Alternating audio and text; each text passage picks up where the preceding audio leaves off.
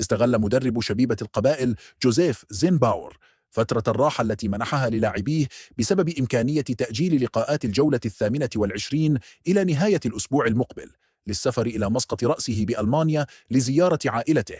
في حين علمنا أن الرجل سيعود صبيحة اليوم وسيباشر مهامه من جديد. ويشار هنا إلى أن المدرب كان في كل مرة يسهر على ضرب مثال حي في الاحترافية، حيث يولي أهمية كبيرة للعمل ويرفض تضييع الكثير من الوقت. علمنا من مصادر مطلعة أن بعض المناجر اقترحوا خدمات حراس المرمى على مسيري شبيبة القبائل،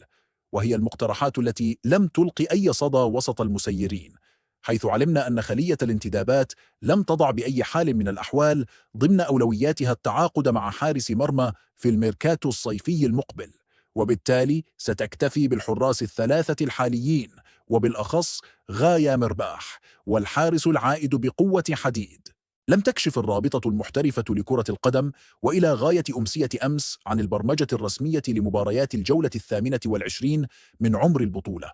وهو الأمر الذي أخلط أوراق المدرب جوزيف زينباور عن آخرها، حيث من غير المعقول من الناحية الفنية أن تحضر للتشكيلة للقاء لا تعرف موعده، وهو ما سيصعب عليه كثيرا في اختيار البرنامج الملائم.